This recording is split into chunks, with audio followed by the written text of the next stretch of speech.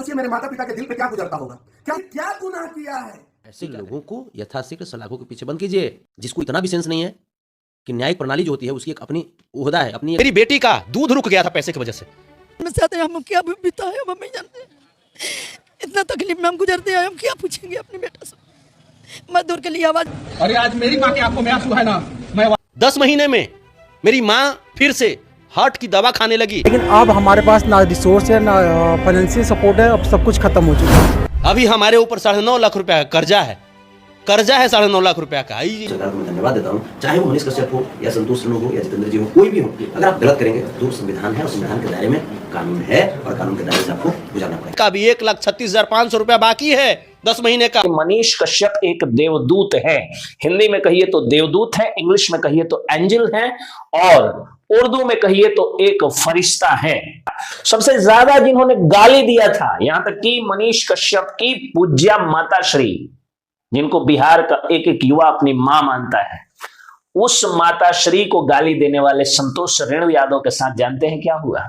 दोस्त, आपको भी ये समझ लेना चाहिए कि भगवान के पास भी कंप्यूटर वाला टेक्नोलॉजी आ गया है। अगर गलती कीजिएगा तो आपको कुछ ही दिन में सजा मिल जाएगा, और ऐसा सजा मिलेगा, ऐसा सजा मिलेगा कि आप पाल पाल बउआइएगा, आपका अपना सारा पराया हो जाएगा, आप दर्द दर्द का ठोकर खाइएगा और आपको कहीं पनाह नहीं मिलेगा। और वही भगवान है, इस बात को प्रमाणित किया है संतोष रेणु यादव ने। नहीं, इसी इंसान को आप देखे होंगे सीता माँ को गाली देते हुए बागेश्वर धाम के पीठाधीश धीरेन्द्र कृष्ण शास्त्री आए थे, तो इतना भद्दा भद्दा गाली, उनके नाम के आगे रा लगा के गाली, इस तरीके से शब्द का उच्चारण कर रहा था। और लोगों को जो भगवान में आस्था रखते हैं, जो सीता माँ में आस्था रखते हैं, जो बाबा में आस्था रखते हैं, उन लोगों को बहुत बुरा लग रहा था। आज जब संतोष रेणु यादव का कहानी जेल के अंदर का सुनिएगा तो आपके रोंगटा खड़ा हो जाएगा, और आप थोड़े से नास्तिक टाइप के होंगे। आपको भगवान में अगर भरोसा विश्वास नहीं होगा तो आपको विश्वास हो जाएगा कि नहीं भाई,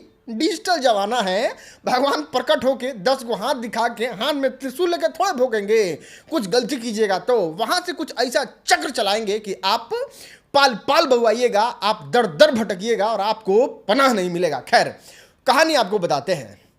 जब बागेश्वर धाम सरकार आए थे, जब धीरेन्द्र कृष्ण शास्त्री आए थे बिहार में, जब ये सीता माँ को गाली दिया, उस समय तो ये इंटरनेट पे एक समय के लिए बहुत ज़्यादा वायरल हो गया।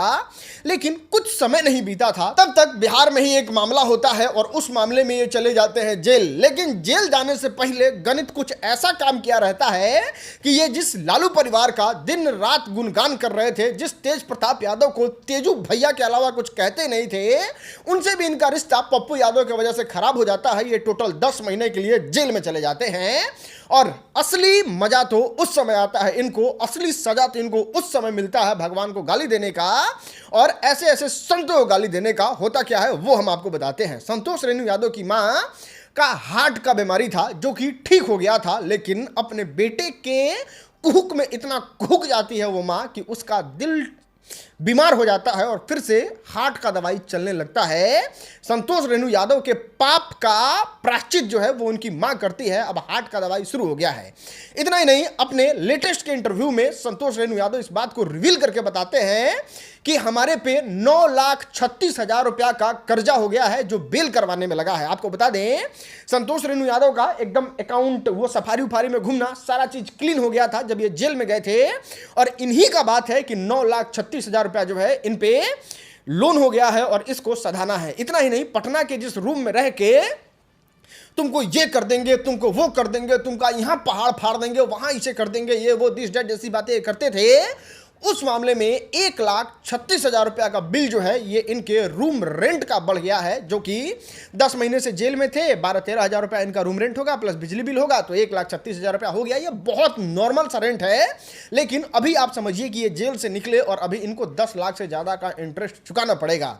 इतना ही नहीं, कहते हैं ना, भगवान के लाठी में आवाज़ नहीं होता है, लेकिन वो दर्द बड़ा जोर से देता है। आपको बता दें, संतोष रेणु यादव का जस्ट शादी हुआ था, 4-5-6 साल, 10 साल से कम की उसकी एक बच्ची होगी। जानते हैं उस बच्ची को क्या भोगना पड़ा है संतोष रेणु यादव की वजह से? उस बच्ची को कितना दिन बिना दूध के भूखे रहना पड़ा है, ये संतोष रेणु यादव खुद रिवील करके बताते हैं कि मेरी बेटी को 500 के बिना, मतलब हमारे घर में 500 रुपया नहीं था, जिसके वजह से हमारी बेटी दूध नहीं पीती थी और वो तड़प रही थी, कुछ ऐसा फाइनेंशियल कंडीशन हो गया था घर का। आपको बता दें, ना इनको तेज प्रताप यादव ने मदद किया, ना तेजस्वी यादव ने मदद किया, ना लालू प्रसाद यादव ने एक बार फोन किया। लालू प्रसाद यादव कहां से फोन करेंगे? और जिस मीसा भारती के लिए लड़ने चले गए थे, वो मीसा भारती जो है वो कॉल करते रहते हैं, संतोष रेणु यादव करते रहते हैं, लेकिन कृपा कहिए ऊपर वाले का एक भी फोन नहीं उठाती है और पूरे 10 महीना काटते हैं, जिसमें झेलता है सबसे ज्यादा संतोष रेणु यादव, उसके बाद इसकी पत्नी, उसके बाद इसके बच्चे और उसके बाद इसकी मां। मतलब एक परिवार इतना ज्यादा इस 10 महीना में टॉर्चर हो जाता है कि इतना तगड़ा जो सजा कहिएगा वो तो कानून भी नहीं देगा, जितना तगड़ा सजा इसको भगवान दे दिए हैं। तो कहते हैं ना, भगवान में भरोसा रखिए। अगर आप हिंदू हैं तो अपने अंदर आस्था रखिए, नास्तिक मत बनिए। अगर नास्तिक बन भी गए हैं तो कम से कम भगवान को गाली मत दीजिए, किसी साधु महंत ये लोग को गाली मत दीजिए। आप जिस विचारधारा को प्रमोट करते हैं, लालू प्रसाद यादव के विचारधारा को आप प्रमोट करते हैं, तो जाके देखिए लालू प्रसाद यादव के परिवार जो है वो कितना ज्यादा धार्मिक है। तेज प्रताप यादव हमेशा वृंदावन में ही रहते हैं, कुछ इस प्रकार से पूजा पाठ करते हैं। बात करें अखिलेश यादव के बारे में तो वो भी बहुत ज्यादा पूजा पाठ करते हैं। अभी मुलायम सिंह यादव का जब स्वर्गवास हुआ था उस समय भी बहुत भव्य आयोजन किए थे, भव्य तरीके से पूजा पाठ किए थे। अंबानी से लेके, अडानी से लेके, मोदी जी से लेके सब लोग भगवान को मानता है। और अभी तो साइंटिस्ट ने भी माना है कि हाँ, कोई तो एक ताकत है जिसको वो लोग भगवान ही कह रहे हैं, भगवान ही है जिसकी वजह से ये दुनिया सृष्टि चल रहा है।